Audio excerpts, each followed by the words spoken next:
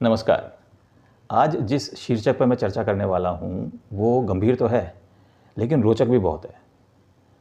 ज़्यादातर आप किसी से पूछें कि आपको सबसे अधिक भय या डर किस ग्रह से लगता है, तो उसका जवाब होगा या तो शनि से या फिर राहु से। शनि की बात हम फिर किसी दिन करेंगे, आज हम राहु पर चर्चा करेंगे। क्या सच में राहु से डरना ठीक है, या राहु को हम बहुत गलत समझते हैं, या वास्तव में उसके लिए कोई ऐसा उपाय किया जा सकता है जिसको उसको काबू में किया जाए। उसके प्रभाव कौन कौन से हैं, वो किस किस तरह से हमको अफेक्ट करता है, किन किन घटनाओं पर उसका काबू है या किन किन घटनाओं को वो जन्म देता है। मैं विस्तार से इस पर चर्चा करूँगा। लेकिन देखिए, उसके प्रभावों को समझने से पहले ये जानना जरूरी है कि राहु है क्या, उसकी उत्पत्ति कैसे हुई। देखिए, पुराणों के अनुसार एस्ट्रोलॉजिकली और एस्ट्रोनॉमिकली मैं सभी तरीक़ों से आपको बताऊंगा कि राहु क्या है। पौराणिक कथा तो आपने सभी ने सुनी होगी, जो समुद्र मंथन की कथा थी। मैं इसको संक्षेप में सुनाता हूँ आपको, ठीक है। हुआ यूँ कि सुर और असुर, दानवों और देवताओं के बीच में संग्राम हुआ, और क्योंकि देवताओं को दुर्वासा महामुनि ने श्राप दे दिया था, इसकी वजह से वो शक्तिहीन हो गए थे, तो दानवों ने उनको परास्त कर दिया और उनके लोक पर कब्जा कर लिया, देवताओं को बाहर निकाल दिया। तो देवता गए ब्रह्मा जी की शरण में और ब्रह्मा जी से बोले, प्रभु ये हो गया, अब आप बताइए क्या करें। तो ब्रह्मा जी बोले कि देखिए, इस बात का, इस प्रश्न का जो जवाब है ना सॉरी, वो तो केवल और केवल इसका समाधान जो हमारे प्रभु हैं विष्णु जी, वो ही निकाल सकते हैं। तो हम उनके पास चलते हैं। तो सब विष्णु जी महाराज के पास गए।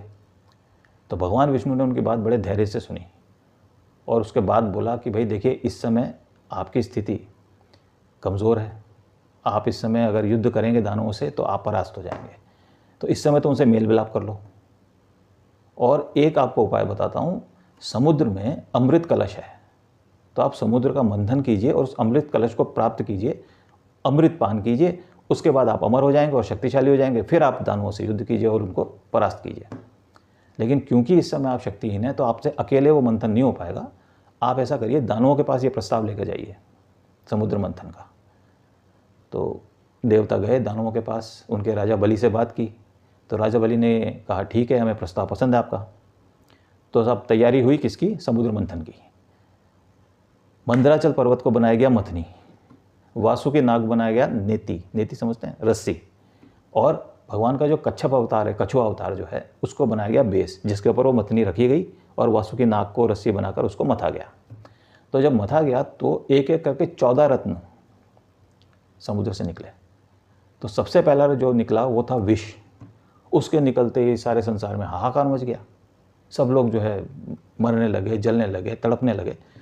तो घबरा कर दानव और दैत्य दोनों, दानव और देवता दोनों भगवान शंकर के पास गए और शंकर भगवान से प्रार्थना की कि इसका कोई उपाय कीजिए। तो शंकर भगवान ने उस विष का पान कर लिया, लेकिन उसको अपने कंठ से नीचे नहीं जाने दिया, वो कंठ में रुक गया। तो इस वजह से उनका कंठ हो गया नीला और वो कहलाए नीलकंठ। दोबारा फिर ये कार्यक्रम आरंभ हुआ। तो उसके बाद जब विष के बाद निकली कामधेनु गाय, फिर निकले उच्चैश्रवा नामक अश्व घोड़ा, फिर ऐरावत हाथी निकले, उसके बाद निकली कौस्तुभ मणि, कौस्तुभ मणि के बाद निकला कौन, कल्प वृक्ष, कल्प वृक्ष जानते हैं ना, हाँ। उसके बाद निकले कौन, रंभा, रंभा के बाद निकली साक्षात महालक्ष्मी, जिन्होंने विष्णु जी को वर लिया, उनके साथ विवाह हो गया उनका। उसके बाद निकले वारुणी, वारुणी माने जो मदिरा होती है, वो असुर ले गए। इस तरह होते होते शंख निकले, फिर साक्षात चंद्रमा निकले, जिसको शिव जी ने अपने मस्तक पर धारण कर लिया। तो इस तरह होते होते अंत में धन्वंतरी महाराज अमृत कलश हाथ में लेकर प्रकट हुए। उनके प्रकट होते ही तो असुरों ने क्या किया, वो अमृत कलश लिया और लेके भाग गए, भागने लगे और आपस में लड़ने लगे, मैं पीऊँगा इस करके। और इधर देवताओं को परेशानी हो गई कि अगर इन्होंने ये अमृत पी लिया तो ये तो अमर हो जाएंगे, और अमर हो गए तो फिर क्या हाल करेंगे आप सभी जानते हैं।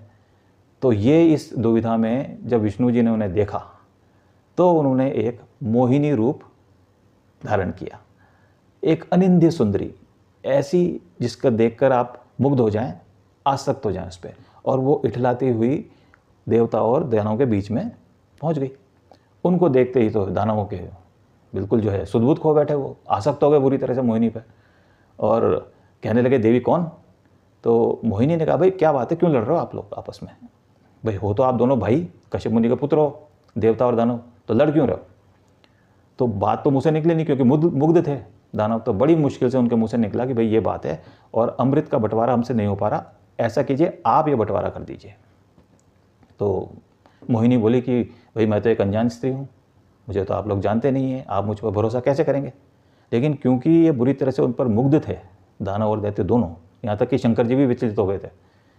तो दानव ने कहा नहीं, हमें आप पर पूरा भरोसा है, पूरा विश्वास है, आप अमृत का बंटवारा कर दीजिए। तो मोहिनी ने कहा ठीक है, आप दोनों अलग अलग पंक्ति में बैठ जाइए, इधर दानव बैठ गए, इधर देवता बैठ गए। अब मोहिनी ने अपना जो है रूप दिखाना आरंभ किया। वो क्या करती कि दानवों को कटाक्ष करती, उनके ऊपर कुछ ताने मारती, तो दानव आपस में बात करने लग जाते, इधर वो अमृत जो है देवताओं को पिला देती। तो इस तरह से काफ़ी देर तक चलता रहा, वो बात इनसे करती, अमृत पिलाती देवताओं को। तो ये चीज़ देख एक दानव था स्वरभानु, वो समझ गया। तो उसने क्या किया, देवताओं का वेश धरा और देवताओं के बीच में जाके बैठ गया। और जैसे बैठा वो और अमृत पान करने लगा, तो सूर्य देव की नज़र पड़ गई और ज़ोर से चिल्लाए वो कि यार ये तो दानव है। ये सुनते विष्णु जी ने चक्र निकाला, अपना सुदर्शन चक्र, और राहु मतलब जो स्वरभानु था उसके ऊपर वार किया, उसके 2 टुकड़े कर दिए। अब क्योंकि अमृत की कुछ बूंदें स्वरभानु ले चुका था, इसलिए वो मरा नहीं। तो उसका जो 2 टुकड़े वाला शरीर था ना, जिसमें ऊपर का भाग था ना, वो पौराणिक अवस्था से राहु बन गया, और जो निचला हिस्सा था वो केतु बन गया। तो ये तो रही पौराणिक कथा। अब मैं आपको एस्ट्रोनॉमिकल और एस्ट्रोलॉजिकल इसका बताता हूँ उत्पत्ति। लेकिन उससे पहले एक बात मैं आपसे कहना चाहूँगा। देखिए, मैं अभी बहुत सारी श्रृंखला ज्योतिष पे, उससे संबंधित विषयों पे, अलग अलग टॉपिक्स पे पूरी श्रृंखला बनाने वाला हूँ। तो मेरा आपसे अनुरोध है, मेरी आपसे प्रार्थना है कि आप मेरे चैनल को सब्सक्राइब कर लें और बेल आइकन दबा के घंटी बजा दें, जिससे कि मुझे और उत्साह मिले, मैं और आपके लिए नई नई जानकारियाँ लेके आऊँ। और अगर आपको कुछ पूछना भी हो तो कमेंट में लिख दें, मैं उसका जवाब भी दूंगा। ठीक है, तो ये मेरी आपसे प्रार्थना है। चलिए आगे चलते हैं। तो मैं बात कर रहा था एस्ट्रोनॉमिकल और एस्ट्रोलॉजिकल। देखिए, हम सभी जानते हैं कि सूर्य एक तारा है, ठीक है, स्टार, और पृथ्वी उसके चारों तरफ परिक्रमा करती है। चंद्रमा एक उपग्रह है जो पृथ्वी के चारों तरफ परिक्रमा करता है। तो जब ये पृथ्वी सूर्य के चारों तरफ परिक्रमा कर रही होती है, तो उसको 2 जगह, साउथ और नॉर्थ, चंद्रमा जब जो है चक्कर लगा रहा होता है पृथ्वी के चारों तरफ, तो 2 जगह वो इंटरसेप्ट करता है, सूर्य और पृथ्वी के जो मार्ग है उसको। तो जो नॉर्थ मार्ग है, जहाँ पर वो उसको काटता है, मार्ग को काटता है, तो वो मार्ग एक नॉर्थ नोड बन जाता है। और जो साउथ मार्ग जो जहाँ पर वो इंटरसेप्ट करता है, उसको काटता है, वो साउथ नोड बन जाता है। यहाँ पर ग्रेविटेशनल पुल इतना होता है जैसे कि कोई प्लैनेट हो। ठीक है, तो ये एस्ट्रोनॉमिकल 2 पॉइंट हो गए। तो इन्हीं एस्ट्रोनॉमिकल पॉइंट्स को हमारी एस्ट्रोलॉजी में, जो वैदिक एस्ट्रोलॉजी है, उसमें बहुत ज़्यादा महत्व दिया गया है। ठीक है, और इसको जो नॉर्थ नोड है उसको कहा गया राहु, और जो साउथ नोड है उसको कहा गया केतु। तो ये इसका एस्ट्रोलॉजिकल फैक्ट है। एस्ट्रोनॉमिकल फैक्ट मैंने आपको बता दिया। तो इस तरह से राहु और केतु की उत्पत्ति हुई। ठीक है, अब हम आगे बात करते हैं कि राहु जो है, देखिए ये दोनों छाया ग्रह हैं, राहु और केतु। इनका फिजिकल एक्सिस्टेंस तो है नहीं, कोई फिजिकल बॉडी तो है नहीं, जैसे सूर्य की है या चंद्रमा की है, मंगल की है, किसी की भी इनकी फिजिकल बॉडी नहीं है। तो इनको हम छाया ग्रह बोलते हैं, छाया ग्रह। ठीक है, लेकिन इनका प्रभाव ग्रहों के समान ही पड़ता है।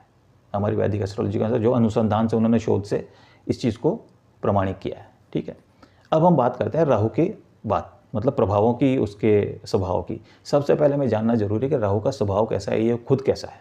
देखिए, राहु का शरीर दीर्घ है, ठीक है, उसका रंग जो है वो मटमैले धुएं समान है, नीले कलर का है, और मतलब जिसको बोलते हैं ना बेढंगा, बदसूरत, वो है। स्वभाव से जो नैसर्गिक स्वभाव है राहु का, वो है कपटी। वो छल करता है, कपट करता है, झूठ बोलता है, चोरी करता है, जुआरी है, दक्षिण पश्चिम दिशा का स्वामी भी है। ठीक है, जो इस तरह की बीमारियां होती हैं जो हम निकृष्ट बीमारियां मानते हैं, जैसे मिर्गी हो गई या चिकन पॉक्स हो गई, इस तरह की बीमारियों पर भी इसका कब्जा है। अच्छा, वाणी, राहु जो क्योंकि बहुत गंदा बोलता है, तो देखिए नॉर्मली क्या है, आप इस चीज़ को नोट कीजिएगा, जो लोग ऐसे होते हैं ना जिनकी जो बात बहुत गलत तरीके से या गंदे तरीके से करते हैं, तो आप उनकी जन्मपत्री जब देखेंगे ना, तो नॉर्मली वो राहु उनका 2nd हाउस में मिलेगा आपको। क्योंकि सेकंड हाउस जो होता है वो वाणी यानी वाक स्थान होता है, तो राहु उसमें अपनी उपस्थिति से उस स्थान को खराब कर देता है। ठीक है। अच्छा, एक चीज़ और मैं बताता हूँ आपको, अभी प्रभाव के बारे में बात करेंगे। देखिए एक चीज़ और बताता हूँ आपको, एक उक्ति है कि शनिवद राहु कुजवत केतु, मतलब अगर कोई दूसरा प्रभाव शनि इसका राहु पर किसी का ना पड़ रहा हो, यानी कि बैठ रहा हो जहाँ पे साथ में किसी के हो वगैरह वगैरह, प्रभाव से बताऊंगा मैं आपको, तो वह शनि की तरह बिहेव करता है, यानी करेला और नीम और चढ़ गया। और केतु जो होता है वो मंगल की तरह बिहेव करता है। ठीक है, कुजवत केतु मंगल की तरह बिहेव करता है। अब दोनों क्योंकि छाया ग्रह हैं, राहु छाया ग्रह है, इसलिए जिस स्थान पर यह बैठा होता है ना, उस राशि के स्वामी के अनुसार इसका स्वभाव बन जाता है। मान लीजिए वो मेष राशि में है तो मंगल की तरह बिहेव करने लग जाएगा, और मान लीजिए किसी तुला राशि में है तो ये शुक्र की तरह बिहेव करने लग जाएगा। जिस ग्रह के साथ बैठा होता है अगर वो ग्रह पावरफुल है तो उसकी तरह बिहेव करने लग जाएगा। तो ये सारी चीज़ें जन्मपत्री को देखते समय ध्यान रखनी चाहिए, तभी आपका प्रेडिक्शन सही होंगे। सिर्फ जो है आपने बात कर ली कि साहब अरे राहु तो गड़बड़ हो गई, ऐसा नहीं है। ठीक है, हमको इसको सम्यक अध्ययन करना पड़ेगा। मैं पूरा बताता हूँ आपको। देखिए दूसरा एक चीज़ और बहुत इंपॉर्टेंट बताने जा रहा हूँ, आप सुनिए उसको ध्यान से। राहु केवल 3 घर ऐसे होते हैं कुंडली में जहाँ पर नैसर्गिक रूप से उसका बैठना शुभ माना जाता है। ठीक है, केवल 3 घर हैं, तीसरा, छठा और 11वां। इसके अलावा 12 घरों में से किसी और घर में अगर वो बैठता तो नैसर्गिक रूप से उसको शुभ नहीं माना जाता। 10वें भाव में जरूर उसके लिए कहा जाता है कि अगर वो 10वें भाव में बैठे तो इंसान जो होता है वो पॉलिटिक्स में बड़ा महत्वाकांक्षा हो जाती है उसकी। सक्सेसफुल होता है नहीं होता वो दूसरी चीज़ों पर डिपेंड करता है, लेकिन उसमें पॉलिटिकल महत्वाकांक्षा बढ़ जाती है, ये जरूर है। लेकिन इसके अलावा अब आप इसके लॉ ऑफ अगर परसेंटेज भी देखें आप, या आप लॉ ऑफ जिसको बोलते हैं ना एवरेज, अगर वो भी निकालें तो सिर्फ 25% बैठता है। यानी कि राहु केवल 25% ऐसे केसेस होते हैं जिसमें वो शुभ स्थिति में होता है, बाकी 75% केसेस में वो अशुभ स्थिति में होता है। तो आप समझ सकते हैं कि जो केओस जो पैदा करता है वो क्यों हो रहा होता है। कहने का मतलब ये, देखिए दूसरे स्थान में बैठा तो धन की हानि कराएगा, अगर दूसरे स्थान में बैठकर वो तो जवान खराब कराएगा, तृतीय स्थान में अगर बैठा होगा तो पराक्रमी होगा। व्यक्ति जो होगा वो जातक जो होगा वो पराक्रमी होगा, वो बहुत पराक्रमी होगा। जैसे मान लीजिए कोई सेना में कोई कर्नल बन गया या बहुत ब्रिगेड ऊपर पहुंच गया, ठीक है, इस तरह का होगा। छठे भाव में हुआ तो शत्रुनाशी, शत्रुओं का नाश करने वाला, उसको जैसे कर्जा हो गया उसको ख़त्म कर देगा, दुष्टों का दमन कर देगा। और 11वें भाव में होगा, अगर 11वें भाव में हुआ और बली हुआ और शुभ ग्रह से दृष्ट हो गया तो आपको कुबेर के समान धनवान बना सकता है राहु। लाभ स्थान है 11वां। तो इन 3, 6 और 11 के अलावा वो किसी भी स्थान में शुभ नहीं माना जाता। लेकिन अगर वो अच्छे ग्रहों के साथ है, अगर उसका लग्नेश से संबंध है या त्रिकोणेय से संबंध है तो उनको खराब करेगा, लेकिन खुद अच्छा होकर आपकी जन्मपत्री के लिए शुभ हो जाएगा। तो राहु जो है, अच्छा राहु का प्रभाव, हम बात कर रहे थे राहु के प्रभाव की। देखिए राहु जो है ना वो एक्चुअली में केओस बोलते हैं ना, अफरा तफरी, ये उसको जन्म देता है। आकस्मिक घटना है, अचानक सब कुछ अच्छा चल रहा है, अचानक ही किसी दुर्घटना की खबर आ जाएगी, सारा आपका जो है प्लान फेल। अचानक ही आपका अच्छा चलता हुआ काम ठप्प पड़ जाएगा, आपका जो है व्यवसाय बिगड़ गया, नौकरी ख़त्म हो गई, या सडनली घर में परेशानियाँ शुरू हो गई, कल तक नहीं थी, अचानक रातों रात पता लगा कि अरे इतनी बड़ी बीमारी हो गई किसी को, या घर में आपस में लड़ाई झगड़े बढ़ गए। तो ये सब राहु के काम है। अगर ऐसा हो रहा है ना, आपको महसूस हो रहा है, मान लीजिए 2-3 महीने से ऐसा महसूस हो रहा है, तो ये मान के चलिए कि राहु ने आपको पीड़ा देना आरंभ कर दिया है। या उसकी ये पीड़ा किसी भी तरह से हो सकती है, जैसे देखिए उसकी महादशा, अंतरदशा, सूक्ष्म दशा और भी जो होती हैं उनके हिसाब से वो आपको पीड़ा देगा। हाँ, एक अलग बात है, राहु की जो दशा होती है वो 18 साल चलती है, ठीक है। तो आप क्या सोचते हैं कि 18 साल तक आदमी दुखी भोगता रहेगा? ऐसा नहीं है, यही बात समझने की है। अगर ये नहीं समझेंगे तभी हमें सारी दिक्कतें आती जो हम अज्ञानता के कारण हम लोग पाल लेते हैं, ठीक है। राहु के जब दशा चलेगी तो उस दौरान जब शुभ ग्रहों की दशा आएगी जिसके संबंध राहु से अच्छे होंगे तो वो शुभ फल देगा, ठीक है। और ऐसे समय पे वो आकस्मिक रूप से लाभ भी उतना ही देगा जितना वो हानि पहुंचा सकता है। तो इन सब चीज़ों को आप एक अच्छे एस्ट्रोलॉजर से मिलिए, एक ज्योतिष से मिलिए, वो आपको समझा देगा। लेकिन देखिए होता क्या है, अब मैं आपको बताता हूँ कि इन सारे प्रभावों को कम कैसे किया जा सकता है। राहु ज़िंदगी को बहुत बुरी तरह से उथल पुथल करता है अगर वो अशुभ हो गया तो, और ज़्यादा करके अशुभ होता है वो। तो उसका उपाय क्या करें? देखिए हमारे जो ऋषि मुनियों ने वर्षों के शोध से जो उपाय बताए हैं ना, उनसे ज़्यादा प्रामाणिक और प्रभावी उपाय कोई भी नहीं है। अभी हो ये रहा है आजकल कि लोग बाग किसी भी उपाय को बता देते हैं, और क्यों हम कर लेते हैं उनको? क्योंकि वो सुविधाजनक होते हैं, ठीक है, बहुत आसान होते हैं। खजूर वहाँ जाके लटका देना, कचौरी खा लेना, समोसा खा लेना, आपका राहु सुधर जाएगा। कुछ इस तरह की बातें, इस तरह के उपाय भी लोग बता देते हैं। तो आप ज़रा सोचिए, कोई कहाँ जाके कोई चीज़ फेंक के आ जाओ तो हो जाएगा। मुझे आप बताइए, इतना गंभीर बात है, आपकी ज़िंदगी की इतनी इम्पोर्टेंट बात है, अगर वो इतनी आसानी से हल हो जाती तो फिर ज़रूरत ही क्या थी? फिर तो सभी लोग खुश हो जाते, ठीक है। अच्छा, एक चीज़ और सुनिए। मान लीजिए मैं कोई किताब लिखता हूँ, ठीक है, और उस किताब में मैं कुछ चीज़ें बताता हूँ आपको। तो अगर आप किताब पढ़ते हैं, उसको फॉलो करते हैं, तो जो मैंने चीज़ें बताई वो आप उसको फॉलो करेंगे या किसी और ने जो बताया उसको फॉलो करेंगे? जाहिर सी बात है, मेरी किताब पढ़े तो मेरे को फॉलो करना चाहिए ना आपको। तो हम लोग ज्योतिष तो वैदिक को फॉलो करते हैं, ठीक है, वैदिक ज्योतिष में पूरा विश्वास रखेंगे। लेकिन जब उपाय की बारी आएगी तो हम किसी और का उपाय करने लग जाएंगे। क्यों? क्योंकि बहुत आसान होता है और उसके जो परिणाम बताए जाते हैं वो ऐसे बताए जाते हैं कि जैसे बस आप रातों रात करोड़पति हो जाएंगे, रातों रात आप जो है सारे आपके दुख दूर हो जाएंगे। ऐसा होता नहीं है। देखिए, अच्छा, वैदिक उपायों के साथ ये है कि उसमें थोड़ी सी मेहनत लगती है, उसको करने में थोड़ा सा हमारा टाइम भी जाता है, वो थोड़े कठिन उपाय होते हैं, तो हम उससे दूर भागते हैं। मतलब आप सोचिए ज़रा कि जो उपाय वास्तव में आपको लाभ दे सकते हैं उनको हम करने में हिचकते हैं। क्यों? क्योंकि थोड़े से कठिन है। अगर मैं आपको कोई मंत्र बताऊंगा तो आप कहें, अरे यार ये तो बहुत कठिन मंत्र है, ये तो कैसे बोलूँगा मैं। वो मंत्र आपके जीवन को सुधार सकता है, लेकिन आप उसे नहीं करेंगे।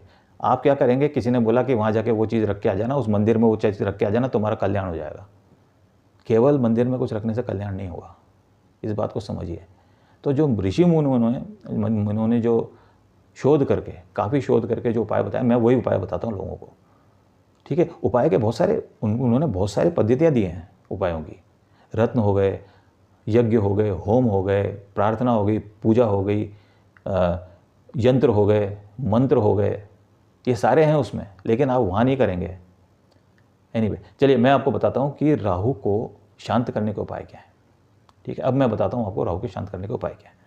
देखिए, राहु जो है ना, वो शिव शंकर और दुर्गा माता, इन दोनों से बहुत भयभीत रहता है। तो यदि आपने इनको प्रसन्न कर लिया तो राहु आपके सामने नतमस्तक हो जाएगा, ये मैं बता रहा हूँ आपको। अब इनको प्रसन्न कैसे किया जाए? देखिए, शिव की आराधना, शिव तो भोले शंकर है, ठीक है, भोलेनाथ है, तो शिव की आराधना आप जैसा चाहें वैसे करें। सच्चे मन से आप उनके मंदिर जाइए, आप उनके जैसे मंत्र हैं, जो महामंत्र है ओम नमः शिवाय, सर्वविदित है, वो तो आप करिए उसको, ठीक है। महारुद्राभिषेक करवाइए अगर आपकी सामर्थ्य है तो अपनी सामर्थ्य के अनुसार उनकी आराधना कीजिए, वो प्रसन्न हो जाएंगे, ठीक है। लेकिन साथ में आपको एक काम करना है, उनको प्रसन्न करने का जो सबसे अच्छा उपाय है वो है, आप राहु के लिए स्पेशली बता रहा हूँ मैं आपको, एक अष्टमुखी रुद्राक्ष, उसे धारण कीजिए। अष्टमुखी रुद्राक्ष को धारण कीजिए आप। अच्छा, रुद्राक्ष के बारे में कहता हूँ। देखिए, रुद्राक्ष जितना पावरफुल कोई और नहीं है। आप समझिए, रुद्राक्ष को आप छोटी चीज़ मत समझिए कि अरे रुद्राक्ष लोग बात करते रहते हैं। बहुत पावरफुल सीढ़ी है ये। इसका विच्छेद करके देखिए, रुद्राक्ष क्या होता है? रुद्र अक्ष, ठीक है, इससे मिलकर रुद्राक्ष बनता है। तो रुद्र माने शिवशंकर, अक्ष के बारे में कुछ विद्वानों का मत है कि अक्ष मतलब होता है अश्रु, यानी कि भगवान शंकर के जो अश्रु धरती पर गिरे वो रुद्राक्ष बन गए। दूसरी तरफ कुछ विद्वानों का मत है कि अक्ष का मतलब है आँख, अक्ष, ठीक है, चक्षु। मेरा खुद का भी इसी तरफ झुकाव ज़्यादा है। मैं ये मानता हूँ कि अक्ष का मतलब है ये चक्षु, ठीक है। तो दोनों केसेस में यूँ समझिए कि अगर आप रुद्राक्ष को धारण कर रहे हैं तो साक्षात महादेव को आप अपने साथ लेकर चल रहे हैं, और अगर महादेव आपके साथ हैं तो फिर कौन आपका कुछ बिगाड़ सकता है। तो आप ये जरूर काम कीजिए। हाँ, इसको करने से पहले, उसको धारण करने से पहले एक मंत्र बता रहा हूँ, छोटा सा बीज मंत्र है राहु का, इसका रुद्राक्ष का, उसे आप जरूर बोलिएगा 108 बार। मंत्र है ओम ह्रूम नमः, बस इतना सा मंत्र है, उसको एक बार 108 बार बोलिए, उसके बाद माला को धारण कर लीजिए, ठीक है। अब हम करते हैं माँ दुर्गा, जो जगत जननी, अगर वो आपसे प्रसन्न हो गई तो कहना ही क्या। तो देखिए, आप एक काम कीजिए, दुर्गा सप्तशती का प्रथम अध्याय उसका नित्य पाठ करिए, ठीक है। साथ ही साथ आप दुर्गा के जो 32 नाम हैं, दुर्गा, दुर्गाति शमनी, दुर्गा पद्मिनी वारिणी, पूरे 32 नाम हैं, उनको आप पढ़िए, ठीक है। तो इस तरह से 2 उपाय आप इनके करिए। अगर ये दोनों उपाय आपके बिल्कुल आपने बिल्कुल अपने श्रद्धा से और मन से किए तो आप देखिएगा, अगर आपका बिगड़ा हुआ राहु भी होगा ना, वो पूरी तरह से सुधर जाएगा। और अगर राहु आपके लिए सुधर गया ना, तो लाभ भी वो आशातीत देता है। वो अचानक से इतना लॉटरी निकल जाएगी, कोई अचानक मकान बन जाएगा, तो बड़े बड़े लाभ देता है वो। तो ये भी कीजिए। हाँ, अब देखिए एक चीज़ आ जाती है, राहु भी कोई कम बलशाली नहीं है ना। तो ऐसा नहीं हो सकता कि सिर्फ हम 2 उपाय कर लेंगे तो सिर्फ इनसे ही सब कुछ हो जाएगा। हमें राहु को भी मनाना पड़ेगा।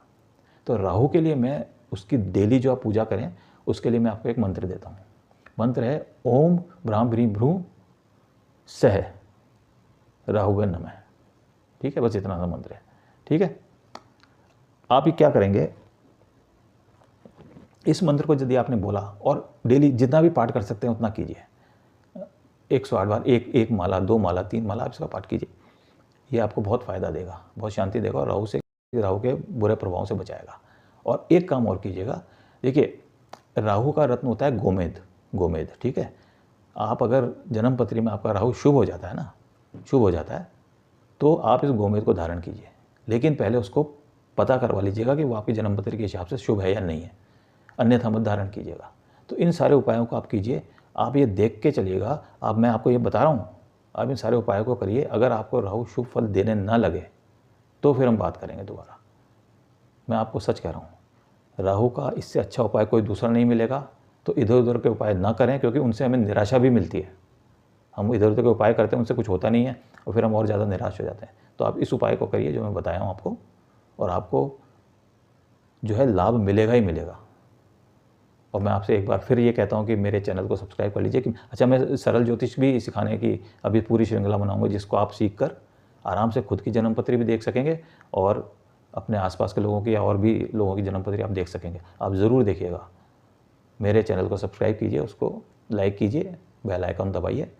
अगली बार जब हम मिलेंगे तो हम किसी और टॉपिक पर बात करेंगे। अगर आप चाहें तो कमेंट सेक्शन में लिख सकते हैं किस टॉपिक पर आपको बात करनी है। नमस्ते।